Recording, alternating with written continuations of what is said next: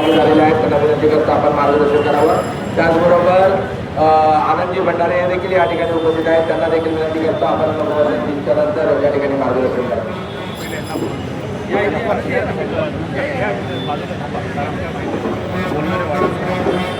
जय महाराष्ट्र, जय महाराष्ट्र, जय महाराष्ट्र, छत्रपती शिवाजी महाराजांचा विजय असो, डॉक्टर बाबासाहेब आंबेडकरांचा विजय असो, मराठी भाषेचा विजय असो, मराठी शाळेचा विजय असो. सर्वांना नमस्कार. आज आपल्या प्रशांत बडे आणि आपल्या घाटकोपर वासियांकडून एक मोठा मुद्दा, म्हणजे खरं तर हा ज्वलंत मुद्दा आहे. हा घाटकोपर पुरता मर्यादित नाहीये. आज मुंबईसह ठाण्यासह आपण MMR रिजन म्हणतो, म्हणजे काहींची अशी आकांक्षा आहे की हा MMR रिजन एक वेगळा प्रांत करायची अशी इच्छा आहे. म्हणून यांना मराठी माणूस या मुंबई प्रांतातून, या ठाणे विभागातून, पालघरमधून, रायगडमधून कमी करायचा आणि त्याची सुरुवात कुठून होते, जिथे आपले गोरगरिबांची मुलं शिकतात त्या मराठी शाळा. या मराठी शाळा बंद एकदा केल्या की आपलं अस्तित्व संपलं. आज फक्त या पंतनगरच्या शाळेचा प्रश्न नसून याआधी आपण डॉक्टर दीपक पवारचे यांच्या नेतृत्वामध्ये अनेक शाळांसाठी काम केलेलं आहे. माहीमची शाळा असू द्या, मालाची शाळा असू द्या, कामगिरीची शाळा असू द्या, या अनेक शाळा या सरकारच्या माध्यमातून यांनी बंद करण्याचा घाट घातलेला आहे. आज पंतनगरचा प्रश्न मला प्रशांत यांनी सांगितला की ही मनपाची शाळा गेल्या अनेक वर्षापासून यांनी पाडली, परंतु त्या ठिकाणी पुन्हा ही शाळा उभारण्याऐवजी कुठल्या तरी एखाद्या विकासकाच्या घशामध्ये घालण्याचा हा डाव यांनी आखलेला आहे. आणि मराठी माणूस म्हणून जर आपण झोपेत राहू आणि असाच आपल्या प्रपंचामध्ये व्यस्त राहू तर आपल्या बुडाखाली बसण्या इतकी चार इंचची जागा देखील आपल्याला उरणार नाही, एवढं मात्र मराठी माणसाने लक्षात घ्या. मराठी एकीकरण समितीच्या माध्यमातून मी मराठी माणसाला आव्हान करतो. आज खरं तर हा एका शाळेचा प्रश्न आपण जर इथे म्हणून आला असाल तर हे आपल्या डोक्यातून काढून टाका. यानंतर अनेक शाळांचा क्रमांक आहे. याआधी आपण पाहिलं असेल की मराठी माणसाचे घरं तोडून देशोधडीला लावलेलं आहे.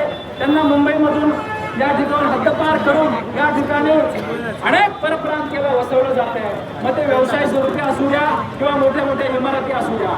आपल्याला मराठी माणसाची एकजूट आज या ठिकाणी प्रशांत यांनी सकल मराठी समाज हे जे आपण नाव दिलंय हे उत्तम असं नाव दिलेलं आहे. कारण मराठी माणसाला एकजुटीसाठी कुठेतरी एकत्र येणं गरजेचं आहे. जे जे इकडचे राजकारणी लोक आहेत, मला वाटतं आपल्या महापौर याच भागातले आहेत का, तर तुम्ही तावडे मॅडम तुम्ही या भागातल्या आहात. आज प्रथम नागरिक म्हणून तुम्ही या ठिकाणी आम्हाला तुमचा अभिमान आहे की या मुंबई महानगरपालिकेवरती कोण महापौर बसेल याचा लढा देखील आपण पाहिलेला आहे. आणि आम्ही तो लढा एवढा मोठा केला की आज या मुंबई महानगरपालिकेवरती एक मराठी महापौर द्यावा लागला आणि आपल्या नावाने त्या ठिकाणी मराठी महापौर बसवला. अन्यथा आपल्याला शहा, मेहता, सिंग, तिवारी असा महापौर बघावा लागला असता. आज तुम्ही या मराठी माणसाची उपकार विसरू नये आणि या आपल्या घाटकोपरमध्ये एक शाळा ही कोणाच्या तरी घशामध्ये घातली जाते. आपण निर्णय घेणं योग्य करेल. माननीय मुख्यमंत्री देवेंद्र फडणवीस या महाराष्ट्राला गेल्या 75 वर्ष 78 वर्ष मराठी पंतप्रधान सापडला नाही. आपल्या रूपाने आम्हाला या देशाला मराठी पंतप्रधान म्हणून आम्ही पाहतो. परंतु जर तुम्ही घाटकोपरची जर शाळा आणि या मुंबईतील मराठी माणूस उद्ध्वस्त करत असाल तर आम्ही कोणाकडे बघायचं असा देखील आम्हाला प्रश्न पडतो. म्हणून मराठी माणसाला सोबत घेऊन तुम्हाला चालावं लागेल, ना की या शाळा आणि मेहता सारख्या मोठमोठ्या बिल्डरांना. हे बिल्डर तुमचे नाहीत, कोणाचे नाही आहेत. तुम्ही सापासारखं यांना दूध पाजून आजूबाजूला मांड्याला लावून बसवता, परंतु हा भविष्यामध्ये तुमचा घात करणार आहे. जसं SRचे मोठे मोठे प्रकल्प एका नाव घेऊ नये कारण राजकारणी लोक आहेत आणि असे मोठे मोठे अजगर तुम्ही पोचताय जे तुम्हाला देखील घेणार आहेत.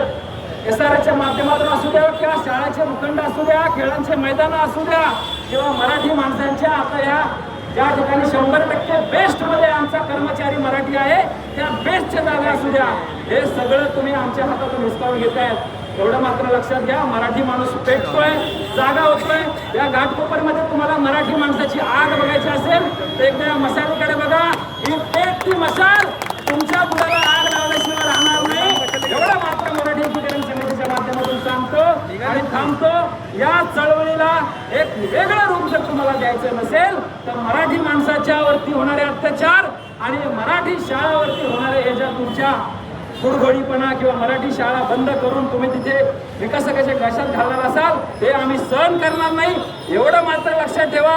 आणि कॉक्रोच जनता पार्टीच्या नावाने जे तुमच्या बुडाला आग लावणारे लोक आलेत त्याचा वणवा आता पेट घेतोय आणि हा मराठी माणूस जागा होतो, एवढं लक्षात घ्या.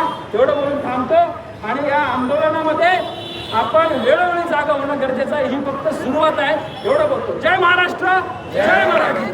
छत्रपती शिवाजी महाराजांचा